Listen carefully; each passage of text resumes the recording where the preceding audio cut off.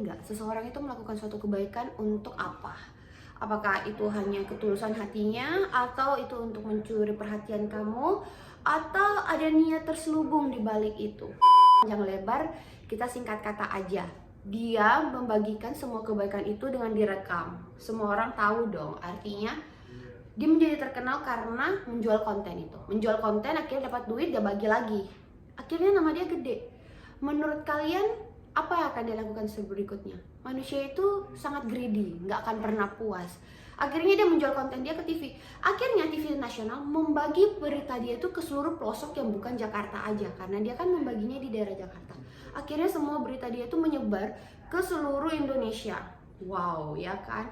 Lalu berikutnya, target dia setelah itu apa? Kalau kalian lihat, dari target dia bagi-bagi duit, akhirnya dia terkenal di kontennya dengan di Jakarta, dan akhirnya masuk di YouTube, dan dia menjadi terkenal, lebih terkenal lagi. Wow, dan menarik perhatian salah satu TV nasional. Dia akan menjual konten tersebut, dan akhirnya tahap ketiga, dia terkenal di seluruh pelosok Indonesia. Karena kita tahu di daerah-daerah terpencil itu masih senang banget nonton TV. Akhirnya kebaikan dia akan tersebar dong di seluruh Indonesia. Yang ketiga adalah apa?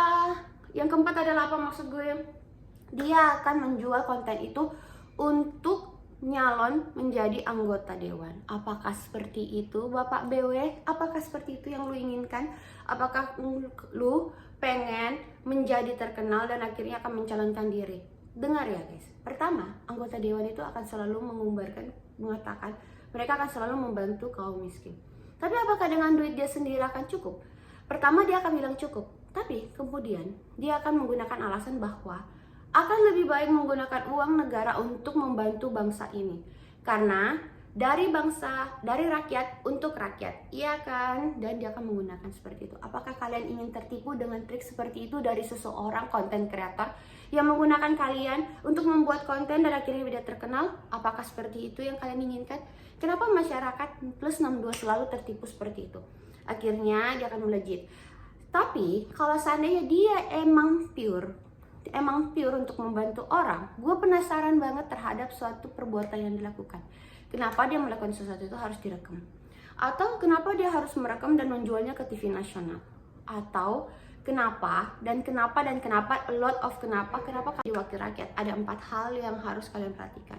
Apakah wakil rakyat itu pure mau membantu rakyat, atau dia sedang mencari kekuasaan, atau dia sedang menargetkan suatu target yang sangat besar terhadap negara ini, perkembangan negara ini, atau ada kepentingan terselubung meliputi 3 hal ini. Kalian harus tahu seperti itu dan jangan sampai tertipu. Tapi gue senang banget karena ada satu manusia seperti dia di dunia ini yang cukup cerdik menurut gue. So guys, what's your choice? Aroma seperti dia akan melakukan sesuatu yang disebut menggunakan konten dia untuk menjadi sesuatu yang disebut penguasa. Pikir aja apa itu. Kalian harus tahu duit itu didapat dari YouTube. Jadi kalau dia ingin tetap terkenal, dia harus membaginya dengan merekam itu dan membagikannya kepada YouTube agar semua masyarakat tahu kalau dia itu sangat dermawan. Tapi apakah itu hanya tujuan dia? Apakah ada tujuan lain dari itu? Apakah kalian ingin mencari taunya? Apakah kalian hanya ingin menerima kebaikannya dengan menonton YouTube-nya dan memberikan dia uang? Itu pilihan kalian guys. Love you.